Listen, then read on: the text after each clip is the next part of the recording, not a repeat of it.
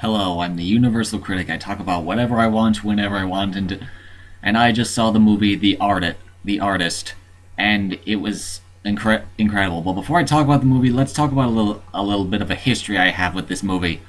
A few months ago, this movie's been out for a long time, for like 3 months or so, I think, and it just recently opened here in my town, less than 1 week after it won Best Picture. Coincidence? I think not.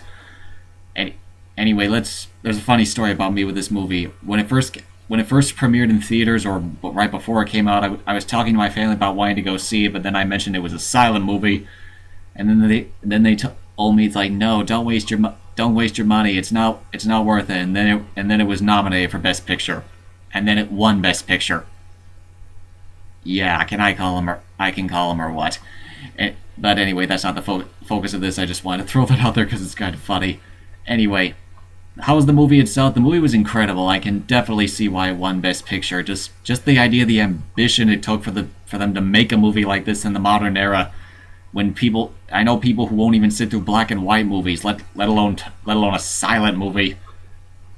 And I'm surprised this movie's actually done relatively well at the box office. I mean, it's not a huge hit or anything, but it's done pretty well, which is surprising because in terms of mainstream success here in America, it's got all the no-nos. It's a foreign film, it's a silent film, and it's in black and white.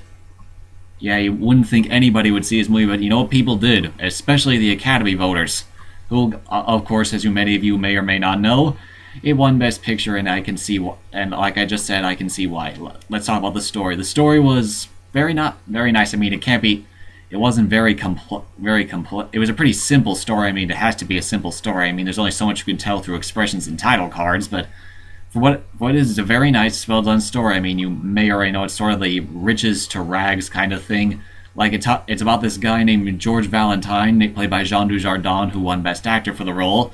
Who was a silent movie star back in the 1920s, whose career is destroyed by the talkies. It's a very sad. You feel sad for him. At the beginning, he's kind of conceited and full of himself, but it's not to the point where he's like, that typical I'm famous, I'm better than you kind of way. He just seems like he's still a nice guy. He's kind of conceited, but he's got a good heart, and he's still a very likable character. And along the way, he meets this woman named Peppy Miller, played by Berenice Bejo, who was nominated for Best Supporting Actress for this role. Who at the beginning is a very unknown star, like she's a very unknown dancer. But over the course of the movie, as he loses his fame, she becomes very famous, like the biggest star in the world, kind of like he was, because she can adapt to talkies and he can't. I won't spoil why he can't adapt, but that's explained in the movie at the very end. But yeah, for what it is, it's a very well done story. I mean, I guess you may have heard this kind of story. I mean, but you know the old saying, there's only like 10 different stories we're doing variations on and all that. But for what this movie is, it's very entertaining. It's phenomenally entertaining. There wasn't a dull moment in this entire movie, and not just from the performances, but from the story as well. It's a very well done. It's a very nice story. It's a very well done story.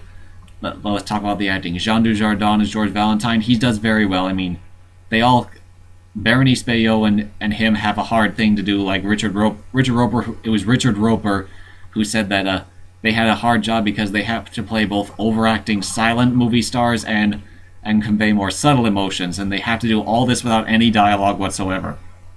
And that's very, very admirable. You can they have title cards. This movie does have title cards, and it does tell you what they're saying, but a lot of it has to come through the expressions. You can tell what they're feeling just by the looks on their faces, and it's very moving. Let's talk about the supporting cast. There was John Goodman as a man who's the head of the studio that the two work at, who says that talkies are the way of the future. I know that's kind of a cliche too, but he does it very well. He doesn't have a major role in the movie. He's a supporting actor, but he does well. I mean, he doesn't come off as like this big evil, the cliche big evil business guy. He's just doing his job. He's not really the villain in the movie. He's not the villain in the movie. There is no real villain in this movie. It's just him doing his job. He doesn't want to throw George Valentine out when talkies come along. George Valentine declined because he said that talkies are going to be are just a gag and that they're nothing, and that's very unique. It's not like, it's kind of like in Singing in the Rain. A lot of the time, I think a lot of this movie was inspired by Singing in the Rain, the sort of, but instead of doing it as a comedy, like the whole talkie to silent movies to talking movies, but instead of doing a comedy like Singing in the Rain, this is done very seriously. I mean, it's not entirely serious. There is a lot of comedy in the movie, and it does like pay homage to like the other silent films. Which, let me talk about that for a second. I haven't seen many silent movies, but I have seen enough to know some of the references. Like George Valentine, the character, he's kind of like sort of like Douglas Fairbanks or Rudolph Valentino. You can see a lot of that in him. And Berenice Bejo, well, there's a especially funny scene where she tries to blackmail John Goodman's character, but she can't but she keeps messing up with what she says. It's really funny. Like I said, this movie is fun, it's funny, it's tragic, it's romantic, it's everything you would want in a movie. Let's go back to the cast for a second. The other two characters I'm going to talk about are the dog and James Cromwell's character. Let's talk about James Cromwell first.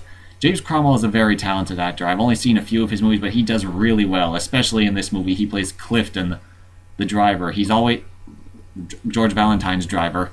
He's a loyal man. There's one point where George Valentine fires him because he can't afford to pay him anymore, and it takes Clifton like at least a day for him to leave. It's really sad. It's really sad and really touching. And James Cromwell does fantastic. And the last thing we're going to talk about for the cast is the dog. This is the cutest dog you'll ever see in your life. He's even cuter than Snowy from Tintin. He's beyond funny. He's obviously a parody like all the animal stars you have back in the silent films, especially Lassie, where there's even a scene where he actually brings someone to follow him back to a burning building. It's really entertaining. The dog's hilarious. It's especially cute. And the rest of the supporting cast, I won't really talk about them, but they do very well. You got Penelope Ann Miller as George's wife, who leaves him through the course of the movie, and she does well. And all the other supporting cast do phenomenal. And let me talk about something else. And the last thing I'm going to talk about is the ending, which I won't spoil.